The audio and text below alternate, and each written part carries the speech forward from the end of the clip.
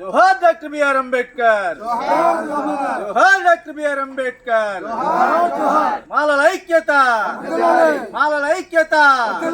జోహార్ doctor B R Ambedkar. Hello hello Mala, hello Mala, hello Mala. నా పేరు మురార్ రవికుమార్, దళిత ప్రజాశక్తి వ్యవస్థాపక రాష్ట్ర అధ్యక్షుడిని, అలాగే అఖిల భారత మాల సంఘాల జేఏసీ జిల్లా ప్రెసిడెంట్ని. మరి ఈరోజు మనం ఏలేశ్వరం మండలం ఎర్రవరం గ్రామంలో ఉన్నాం, మన మాలపేటలో.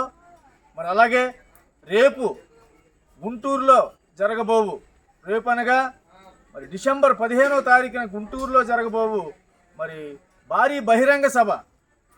మనందరం వెళ్ళి ఆ యొక్క సభను విజయవంతం చేయాలని చెప్పేసి ఈరోజు మీ అందరికీ కూడా మరి తెలియజేస్తూ, అలాగే పాంప్లెట్ ఆవిష్కరణ కూడా జరుగుతుంది. కాబట్టి సోదరులందరూ కూడా నేను మరి ఐక్యతతో ఉండి మనం అందరం కూడా ఆ యొక్క మరి సభను జయప్రదం చేయాలి. ఈరోజు మరి మందాకృష్ణ మాదిగన్న ఏమంటున్నాడంటే మరి చాలా ఘోరంగా మాట్లాడుతున్నాడు. పాసుపాము కనపడితే వదిలేయండి, మాలోడు కనపడితే బుర్రబద్దలు కొట్టండి అని చెప్పేసి. మరి ఇటువంటి నినాదం నేను ఎక్కడే వినలేదు.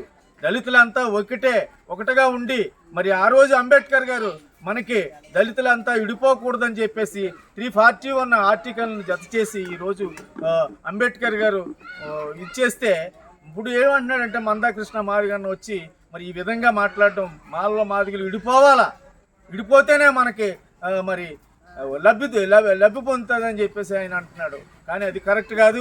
డాక్టర్ అంబేద్కర్ గారు తెలివిగా మాలలందరూ కూడా దళితులంతా కూడా విడిపోకూడదనే ఉద్దేశంతో ఆయన మరి ఈ విధంగా చేస్తే ఈరోజు మందాకృష్ణ మాదిగ గారు విడిపోయే ప్రయత్నం చేస్తున్నాడు. విడిపోయి చెడిపోయి కంటే కలిసి మనం బాగుపడదామని చెప్పేసి నేను తెలియజేస్తూ ఉన్నాను. అలాగే అంతేకాదు మరి కాసిం అనేవాడు ఒకడు మరి ప్రొఫెసరు, అతను కూడా మరి దళితుడే. అతనేమంటాడంటే మరి మాదిగలకు జగజ్జీవన్ రావు ఉంటే మాలలకు అంబేద్కర్ ఉన్నాడు అంటాడు. అంబేద్కర్తో పోలుస్తావా నువ్వు జగజ్జీవన్ రావుని?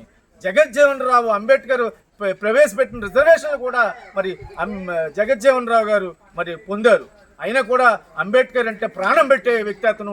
అలాంటి వ్యక్తిని కూడా ఈ రోజుని మరి విడదీయడం అనేది కరెక్ట్ కాదని చెప్పేసి మీ అందరికీ తెలియజేస్తున్నాను.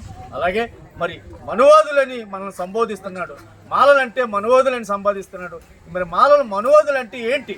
ఎవరు మనువాదులు అంటే ఆ రోజు అగ్రకులాలకు సంబంధించినటువంటి బ్రాహ్మణ్స్ ఎవరైతే ఉన్నారో, బ్రాహ్మణ్స్, రాజులు, క్షత్రియులు, అలాగే వైశ్యులు, మరి వీళ్ళు అగ్రవర్ణ